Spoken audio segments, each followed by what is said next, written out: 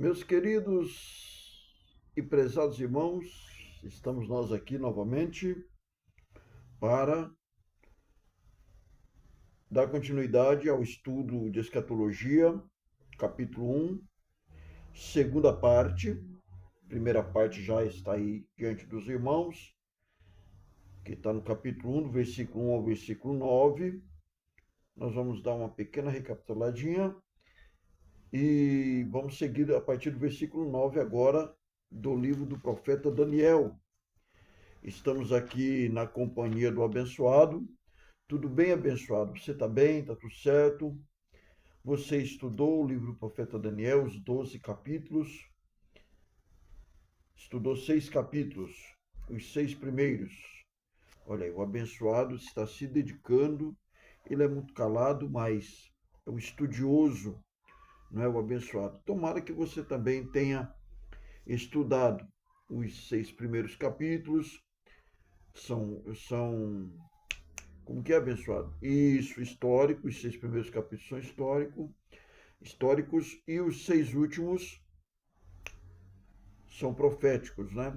Você está dando uma analisada lá, exatamente. O abençoado, ele é um participante assíduo do programa, não perde nunca o programa, né?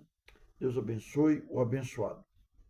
E você que está do outro lado, nós estamos estudando escatologia, você é amante da palavra de Deus, isso é muito bom. Esse que vos fala é o pastor Carlos Souza, e eu quero, com muita calma, sem celeridades, né? Eu quero servir um alimento para os irmãos, um alimento quente, saudável, mas palatável e que você possa degustar com calma. O alimento ele tem que ser degustado com calma. Você está entendendo? Então nós vamos com calma estudar a escatologia. Nós estamos em Daniel porque sem estudarmos o livro do profeta Daniel, não há como entender o livro do Apocalipse. E além do livro do profeta Daniel, é evidente que tem N referências dentro da Bíblia que apontam para a vida de Cristo Jesus, o nosso Senhor. Nós vamos analisar ponto por ponto, vírgula por vírgula. Mas, pastor, e se Jesus vier? Glória a Deus. Enquanto Jesus não vem, o que nós temos é tempo, não é, abençoado? Você se dedica muito ao estudo? Gostei da sua roupa, viu? Gravata chique a sua. Parabéns. Você não fica estudando muito a Bíblia. Mas por quê? Você não tem vergonha em falar isso, não? Você fica na Netflix, rapaz, Facebook e TikTok. Você viu que você viu que o símbolo do TikTok, eu estava observando, parece um anzol, né? Um anzol, parece um anzol. Será que é anzol mesmo? É proposital aquilo? Porque se for, conseguiu fisgar você, né? Você largar a Bíblia faz tudo, para ficar vendo TikTok, Netflix, misericórdia. Mas o abençoado mesmo assim, né? Ele está, né, abençoado, estudando Daniel, e ele já leu os 6 primeiros capítulos históricos, vai ler os 6 últimos que são proféticos, e não há como dissociar, não há como dissociar o Apocalipse de Daniel, Daniel do Apocalipse, e nem dissociar de toda a Bíblia. Nós apenas citamos mais Daniel e mais o Apocalipse, porque são os que relatam com mais força, vamos dizer assim, a respeito das coisas do fim, não é? Com maior evidência as situações que acontecerão nos últimos dias. Como todos sabem, eu particularmente considero o livro do Apocalipse como o livro do amor de Deus. Por quê? Porque é um livro que antecipa para toda a humanidade tudo o que vai acontecer. Tudo que vai acontecer. Né?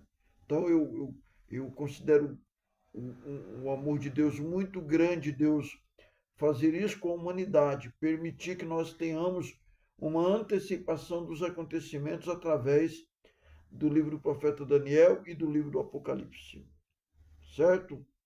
Algumas pessoas não leem o livro do Apocalipse porque têm receios de coisas outras que às vezes a pessoa tem fantasia, não tem muito monstro, tem muitos símbolos, é amedrontador. Não, o livro do Apocalipse é o livro do amor de Deus. A, a, a base de todo o livro do Apocalipse é o amor de Deus. É um grito de Deus para salvar a humanidade. É um grito de Deus Pai, de Cristo, do Espírito Santo.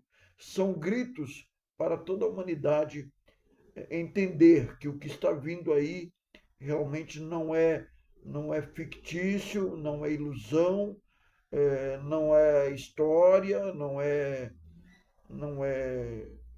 conto de fada, não é real.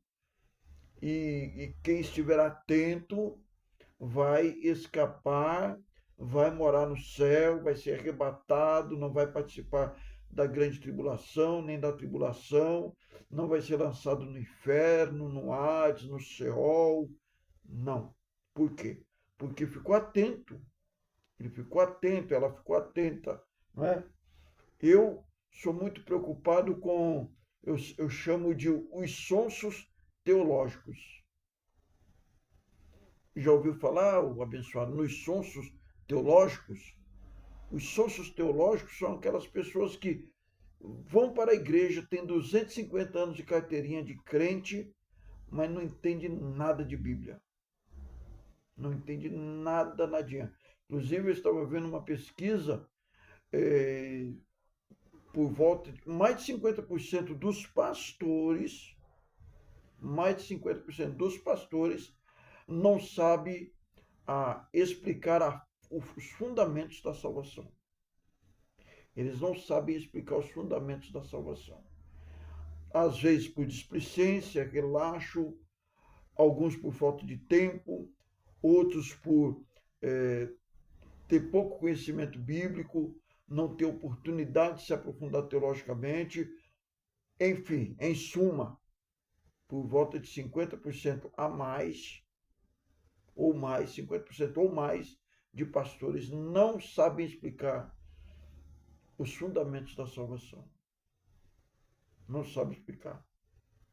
Por que Cristo veio, como ele veio, para que ele veio, quais as profecias em torno da vinda de Cristo, como era o império da época, como foi a crucificação, por que a crucificação, como foi a ressurreição, o outro consolador, ele subiu, foi assunto ao céu. Muitos desses pastores não sabem explicar os fundamentos da salvação. Isso é muito triste. Por isso que eu quero ir com calma com você. Nós estamos em Daniel, capítulo 1, lemos do versículo 1 ao versículo 9. Talvez nós consigamos entrar hoje no capítulo 2, mas nós vamos procurar esmiuçar o máximo possível. Leia os 12 capítulos do livro do profeta Daniel, leia com calma, leia com tranquilidade. Os 6 primeiros capítulos são históricos. Por que são históricos? Porque está falando da chegada do profeta Daniel, cujo nome significa Deus é o meu julgador ou Deus é o meu juiz. Fala dele, da chegada dele e da chegada dos amigos dele em Babilônia, certo? E em Judá, na época quem estava governando era um rei por nome Jeoaquim, que tem Jeoiaquim e tem Jeoaquim. Na época do profeta Daniel estava governando em Judá o rei Jeoaquim. Por isso que fala no versículo 1 do capítulo 1, no 3º ano do reinado de Jeoaquim, em Judá, Nabucodonosor, rei da Babilônia, veio a Jerusalém, cercou a cidade. E o Senhor deu vitória a Nabucodonosor sobre Jeoaquim, rei de Judá. E permitiu que Nabucodonosor levasse em cativeiro e também que ele destruísse Jerusalém. E nós vamos estudar isso. Por que Deus permitiu? Não é? Qual era a desobediência? Qual era o problema dentro de Jerusalém que Deus permitiu que um império se levantasse tão rapidamente, e uma cidade com 100 torres de vigia era a Babilônia. Né? O rio que fornecia água para aquela cidade, o rio Eufrates. Então Deus permitiu isso acontecer e levou cativo o povo para a Babilônia. E por que nós temos que falar dessa situação com relação à escatologia? Porque nós temos aqui Nabucodonosor, certo? E nós vamos entender a partir do capítulo 2 o casamento do capítulo 2 com o capítulo 7, com o capítulo 9, certo? Do profeta Daniel. Nós vamos entender qual é a ligação do capítulo 2, do capítulo 7, do capítulo 8, não é? Qual é a ligação, a ligadura. Então é bom você se dedicar, mergulhar e fazer indagações, como o abençoado está sempre perguntando, né, abençoado? Ele está perguntando aqui, e que ele já leu lá o capítulo 2, né? Leu o capítulo 2 e viu lá a estátua, e ele ficou assustado, né, abençoado? Ficou assustado lá com aquela estátua, o que significa aquilo? Você vai ver coisas terríveis no capítulo 7 e no capítulo 8. Aí você vai ver, abençoado, situação lá. Abençoado está aqui meio preocupado, mas é maravilhoso você esmiuçando o livro até chegar aonde nós queremos chegar, que é lá em Apocalipse, onde fala de centenas de situações. Nós temos ali o derramamento da ira de Deus através dos 7 selos. Nós temos ali as 7 taças, as 7 trombetas. Cada um que vai ser desenrolado ali é uma praga sobre o mundo. Nós temos lá número 666, nós temos 144 mil separados, que é uma confusão muito grande sobre esse número 144 mil. O número 666 também as pessoas se perdem. Vamos falar ali da besta que surgiu da terra, da besta que surgiu do mar. Né? A mulher vestida de sol, a mulher vestida de vermelho. Você está entendendo? Então tem lá as 2 testemunhas, tem lá o grande dragão, tem lá o anticristo, os 4 cavalos do Apocalipse, cavalo branco, vermelho, preto e amarelo. Tudo para nós entendermos lá, nós não podemos atropelar, nós temos que passar por aqui. Porque se nós não passarmos por aqui, a gente chega lá e a gente vai ficar perdido. Você está entendendo? Então o capítulo 1, a partir do versículo 10, agora que nós já estudamos até o 9, diz assim: apesar disso, Aspenaz disse: tenho medo de meu senhor o rei. Ele determinou o alimento que vocês devem comer e o vinho que devem beber. Se ficarem com aparência abatida em comparação com os outros rapazes de sua idade, temo que o rei mande cortar minha cabeça. Aqui o que ele está falando é: quando os jovens de Judá chegaram no palácio a pedido de Nabucodonosor, Nabucodonosor pediu para que separassem jovens de boa aparência, jovens bonitos, fortes, acadêmicos, de família nobre. Nabucodonosor pediu para que Aspenaz, o chefe ali da guarda, ele separasse jovens realmente perfeitos, sem defeito, acadêmicos, nobres. E o rei Nabucodonosor pediu para que ele preparasse esses rapazes durante 3 anos. 3 anos. 3 anos.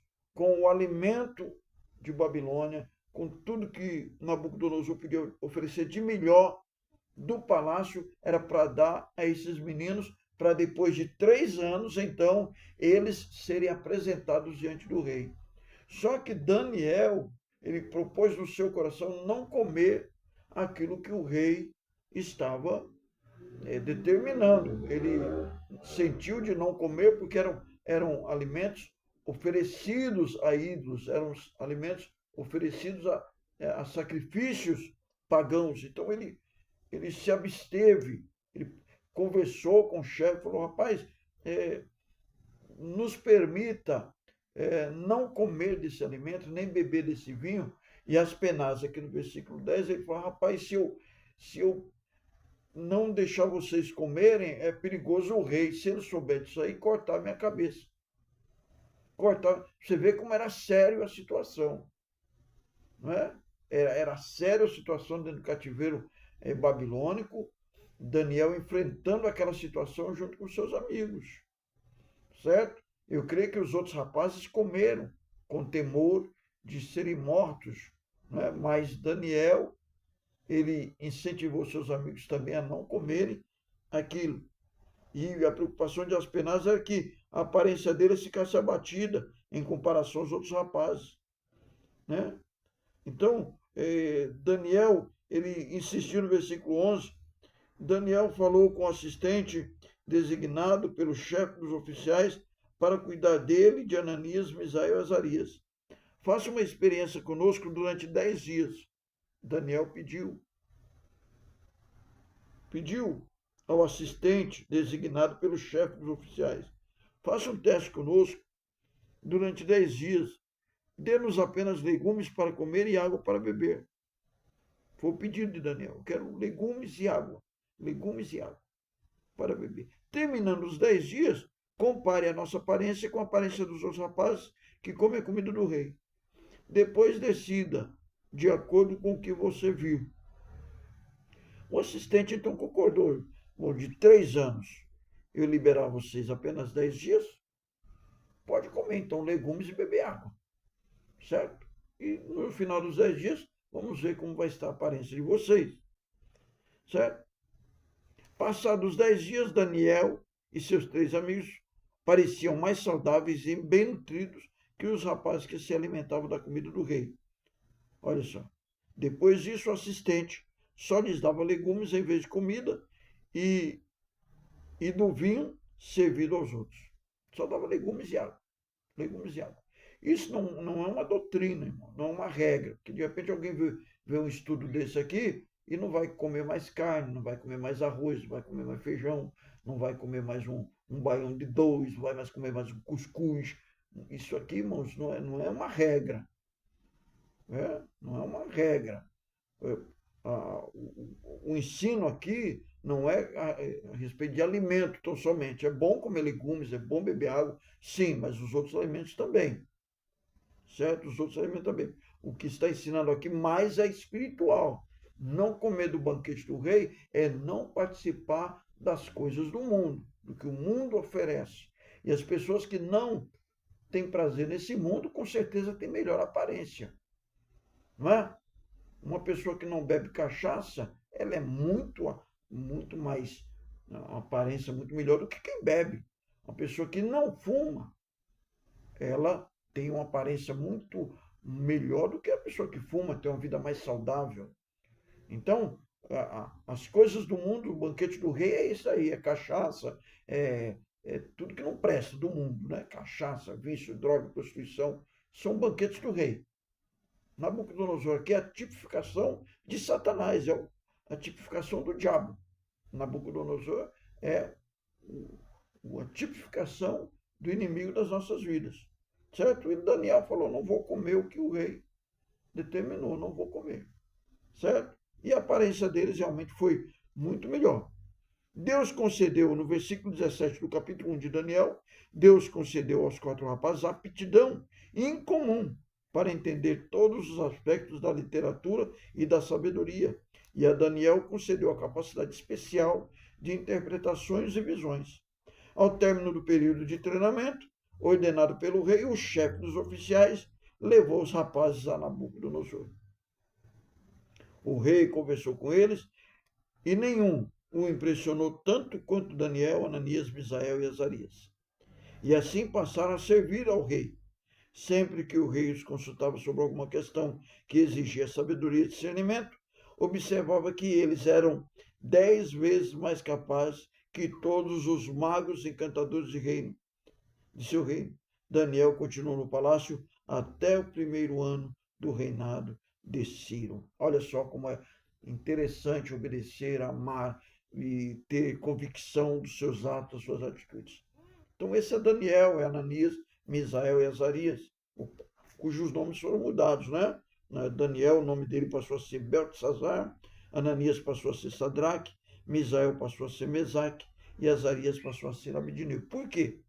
Porque quando os babilônios mudaram o nome dos jovens de Judá, a intenção deles era homenagear os deuses pagãos babilônios.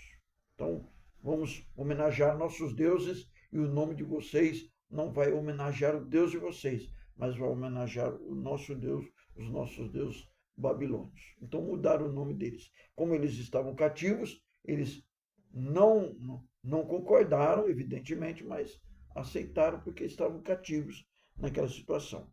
Aí vem o capítulo 2. Saímos agora do capítulo 1, que fala da introdução de Daniel, dos amigos dele no palácio, sobre o alimento que eles não comeram e depois o alimento que eles comeram. Já falou, já fizeram uma amizade ali com o assistente ali da cozinha, com as penás, e foram conversando com a graça de Deus e foram trabalhando ali e chegaram já com vitória no palácio e foram apresentados diante do rei, e o rei se admirou deles, da beleza deles, da fisionomia, da saúde deles, e além do que, toda a orientação que eles traziam para o rei era 10 vezes melhor do que o que os magos traziam, os feiticeiros traziam, os encantadores traziam. É muito bom servir a Deus. Aí entramos no capítulo 2. Capítulo 2 é maravilhoso também. Você vai estudar comigo, nós vamos ler alguns versículos e explicar um pouquinho desses versículos. Daniel, capítulo 2, versículo 1. O sonho de Nabucodonosor. Certa noite, no segundo ano de seu reinado, Nabucodonosor teve sonhos tão perturbadores que não conseguiu mais dormir. Olha aí, abençoado. Você já teve sonho assim? Hã? Não, isso aí é espanto noturno. Você levar um susto que está caindo de um prédio, num abismo, isso é espanto noturno. Estou falando de sonho, pai, sonho abençoado. Tu já leu os 6 capítulos, né? Tu já leu os 6 capítulos históricos, né? Então tu já passou por aqui, pelo capítulo 2, né? É impressionante, né? Eu também acho. Muito bonito. Olha aqui, olha, vamos continuar abençoado. Olha, e ele não conseguiu mais dormir. Versículo 2: chamou seus magos encantadores, feiticeiros, astrólogos e exigiu que lhes dissesse o que ele havia sonhado. Quando essa turma se apresentou diante do rei, o rei lhe disse para os encantadores: tive sonho que muito me perturbou e preciso saber o que significa. A exigência do rei. Eu quero que vocês me expliquem. Eu pago um salário para vocês, eu deposito na conta de vocês. Eu estou aqui conjecturando, né? Que na época não tinha conta bancária, não tinha Pix. Ou palavra doce, né? Faz um Pix para mim. Né? Naquela época não tinha Pix. Mas fazendo uma conjectura, trazendo para a nossa época. Eu já fiz o Pix de vocês, já paguei vocês. Agora eu quero que vocês me expliquem o sonho. É a exigência do rei. E os encantadores estavam ali na frente do rei, eu creio, com os olhos estatalados, joelho batendo um no outro, né? E ele falou: eu tive um sonho que me perturbou muito e preciso saber o que significa. Então os astrólogos responderam ao rei, no versículo 4, responderam ao rei em aramaico: que o rei viva para sempre. Conte-nos os sonhos e nós lhe diremos o que ele significa. O rei, porém, disse aos astrólogos: estou falando sério. Se vocês não me disserem qual foi o sonho e o que ele significa, vocês serão despedaçados e suas casas transformadas em montes de escombros. Mas se me disserem qual foi o sonho e o que ele significa, lhe darei muitos presentes, muitas recompensas e honras. Portanto, digam-me o que eu sonhei E o que significa o que eu sonhei? Rapaz, eu acho que até eu tremia na base uma hora dessa. Até eu tremia. Por quê? Como vou explicar para o rei? O senhor sonhou isso e sonhou isso. Às vezes, até dar o significado do sonho, até que é, né, razoável. Mas você falar o que o rei sonhou, os astrólogos amarelaram. Amarelaram. Era impossível, na visão dos astrólogos, dos feiticeiros, eles falaram: o senhor sonhou tal coisa e nós vamos explicar agora o que o senhor sonhou. E o rei, muito furioso, falou: eu estou falando sério e eu quero a resposta. Não é? Eu quero que vocês falem para mim o que é que eu sonhei. Eu quero também a interpretação do que eu sonhei. Olha, abençoado, o que tu fazia na hora dessa? Ah, tu corria, né? Com certeza tu corria, né? Não sai da Netflix e nem do TikTok. Vai orar, rapaz. Né? Aí, eu acho que até eu, viu, abençoado? Falar a verdade. Irmão, como é que o rei colocou aqueles feiticeiros astrólogos num beco sem saída? E ainda falou: olha, se vocês não falarem para mim o que eu sonhei e interpretar o sonho, ó, vocês vão ser despedaçados e suas casas serão transformadas em montes de escombros. Montes de escombros. Mas se vocês me disserem o que eu sonhei e me dar o significado do que eu sonhei, eu vou lhes dar muitos presentes, muitas recompensas e honras. Portanto, digam-me qual foi o sonho e o que significa. Nós vamos parar aqui no versículo 6, tá bom? Versículo 6 do capítulo 2. Já estamos no capítulo 2. Glória a Deus, né? Capítulo 2, versículo 6. Então vai mastigando aí o capítulo 1 e o capítulo 2. Vai mastigando, vai mastigando. Daqui a pouco nós vamos aí no terceiro tópico. Aí nós vamos ver o que acontece.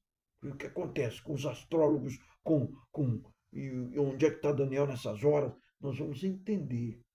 E aí vai começando a ganhar corpo, viu? O estudo vai começando a ganhar corpo.